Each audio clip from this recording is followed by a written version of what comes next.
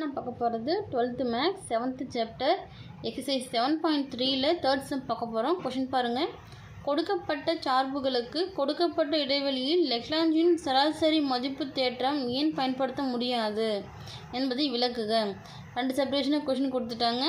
இதில் லெக்லாஞ்சின் சராசரி மதிப்பு தேற்றத்தை ஏன் பயன்படுத்த முடியாது, அதுக்கு என்ன காரணம் அது கேட்டிருக்காங்க. சரிங்களா? ஃபஸ்ட்டு பாருங்கள், ஃபஸ்ட் சப்ரிவேஷன் என்ன கொஸ்டின் கொடுத்துட்டாங்க. f of x equal x + 1 divide by x comma x belongs to -1 to 2.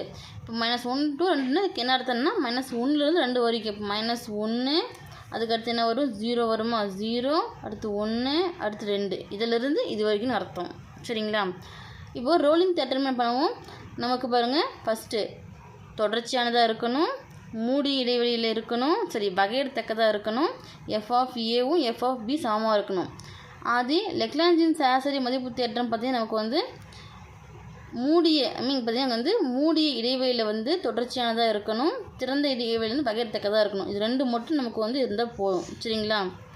அப்போ ரெண்டும் கரெக்டாக இருந்துச்சுன்னா நம்மளால் இங்கே லெக்லாஞ்சின் சராசரி மதிப்பு தேற்றத்தை பயன்படுத்த முடியும். இது ரெண்டும் இல்லைன்னா இங்கே நமக்கு பயன்படுத்த முடியாது.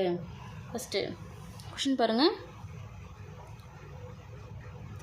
என்ன பண்ணலாம், எக்ஸோட மதிப்பு -1 0 1 2 கொடுத்துட்டாங்க. நமக்கு என்ன இதுன்னா லெக்லாஞ்சின் தேற்றத்துக்கு 0 மட்டும் வரக்கூடாது. 0 வந்துச்சுன்னா நமக்கு 0 வந்துடுமா டோட்டலாகவே. இப்போ 0 வந்துச்சுன்னாவே பங்கு அடிமானத்தில் 0 வந்துச்சுன்னா நமக்கு இந்த டோட்டல் டேர்மும் 0 வந்துடும். எக்ஸாம்பிள் பார்த்தீங்கன்னா இப்போ -1 கொடுக்கலாம். -1 கொடுத்தா -1 + 1 டிவைட் பை -1 வரும். அதே 0 கொடுக்கும்போது நமக்கு 0 + 1 டிவைட் பை 0, அப்போ இந்த டைம் 0 ஆயிரும். அதே 1 கொடுத்தாங்கன்னா 1 + 1 டிவைட் பை 1 வரும். 1 கூட்டினா 2 2 பை 1 வரும். ஆனால் நமக்கு ஒரு தடவை 0 வந்தாலுமே கூட இந்த டைமுக்கு 0 ஆகிடுச்சு. அப்போ என்ன பண்ணலாம், x = 0ல் f of x எப்படி இருக்கும், தொடர்ச்சியற்றதாக இருக்கும். 0 வராமல் இருந்தால் தொடர்ச்சியானதாக இருக்கும். 0 வந்துச்சுன்னா ஒரு தடவை வந்துச்சுன்னா கூட நமக்கு தொடர்ச்சியற்றதாக ஆகிடும். அப்போது இந்த இதில் நமக்கு லெக்லாஞ்சின் சராசரி மதிப்பு தேற்றத்தை பயன்படுத்த முடியாது. இப்போது எனவே இச்சார்புக்கு லெக்லாஞ்சியின் சராசரி மதிப்பு தேற்றத்தை பயன்படுத்த முடியாது அப்படின்னு எடுத்து எழுதிக்கோங்க. அடுத்து பாருங்கள், செகண்ட் சப்டிவிஷன் என்ன கொடுத்துருக்காங்க. f of x equal 3 modulus of 3x + 1. இங்கே x பிளாங்ஸ் டு -1 to 3. அப்போ என்ன அர்த்தம்னா -1லேருந்து 3 வரைக்கும். அப்போ -1 0 1 2 3 இந்த மதிப்புகள் இதுக்கு அடங்கும். சரிங்களா? என்னப்பா செக் பண்ணி பார்க்கலாம். -1 எடுத்து உள்ளே கொடுக்கும்போது என்ன வரும், இங்கே எக்ஸுக்கு -1 வருமா. அப்போ -3 + 1 கழிச்சு என்ன வரும், -2 மதிப்பு வருது. 0 கொடுக்கலாமா, 0 கொடுத்தா 3 × 0 0 ஆயிரும். 0 + 1 கூட்டினாலும் கழிச்சாலும் அதே நம்பர் தான் வைப்போ 1 வருது. அப்போ மதிப்பு வருது. 1 கொடுக்கும்போது நமக்கு இங்கே மதிப்பு வரும். 2 கொடுத்தாலும் மதிப்பு வரும்.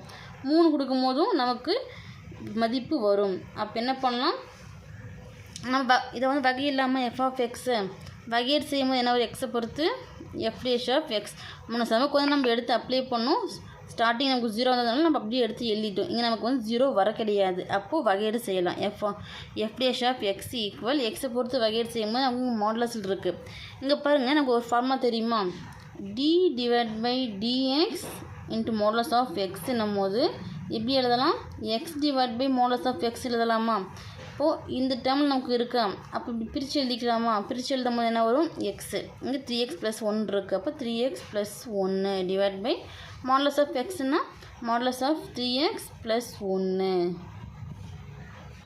அப்போது எப்படி இருக்கும், மூடி இடைவெளியில் -1, 3 பார்த்திங்கன்னா f of x தொடர்ச்சியானதாக இருக்கும். ஆனால் திறந்த இடைவெளியில் பார்த்திங்கன்னா 1, 3 f of xக்கு வகையிடத்தக்கதாக இருக்காது. ஏன் அப்படின்னு ரீசன் பார்த்திங்கன்னா, நமக்கு என்ன கொடுத்துருக்காங்க, 3x + 1 கொடுத்துருக்காங்களா. பாருங்கள், இது வகையிடும் போது ஈக்குவல் 0. எக்ஸ் நமக்கு கண்டுபிடிக்கலாமா. இப்போ 3xை வச்சுட்டு இந்த பக்கம் +1 இந்த பக்கம் வந்துச்சுன்னா -1 மாறுமா. எக்ஸ் மதிப்பு மட்டும் தான் வேணும். இப்போ எக்ஸ் மட்டும் வச்சுக்கலாம். இங்கே பெருக்கல் இருக்கிற 3 இங்கே வந்துச்சுன்னா வகுத்தில் மாறும். அப்போ -1 டிவைட் பை 3 வரும். இப்போ -1/3 இருக்குது. நம்ம கொஷின் என்ன கொடுத்துருக்காங்க, எக்ஸ் -1லேருந்து 3 வரைக்கும் கொடுத்துருக்காங்களா. அப்போ சின்ன கிராஃப் போட்டுக்கலாம். இப்போ -1லேருந்து 3னா இங்கே -1 போட்டுக்கலாம். இங்கே 0 இங்கே 1 இங்கே 2 இங்கே 3 எக்ஸட்ரா போயிட்டே இருக்குமா. நமக்கு -1 to 3. இந்த -1/3ன்றது பார்த்திங்கன்னா இதுக்குள்ளே அடங்குமான்னா அடங்காது. இதை தாண்டி தான் நமக்கு வரும். சரிங்களா? அப்போ நமக்கு வகையிடத்தக்கதாக இருக்காது. வேணால் நீங்கள் இது எடுத்து x = -1/3 f(x) வந்து வகையிடத்தக்கதாக இருக்காது அப்படின்ட்டு இங்கே நீங்கள் எழுத வேண்டாம். இதை விட்டுட்டு தொடர்ச்சியானது நீங்கள் எடுத்து எழுதிட்டு அதுக்கப்புறமா கூட நீங்கள் x = -1/3 f(x) ஆனது வகையிடத்தக்கது அல்ல அப்படின்ட்டு எடுத்து எழுதிக்கலாம். சரிங்களா? வகையிடத்தக்கது அல்ல.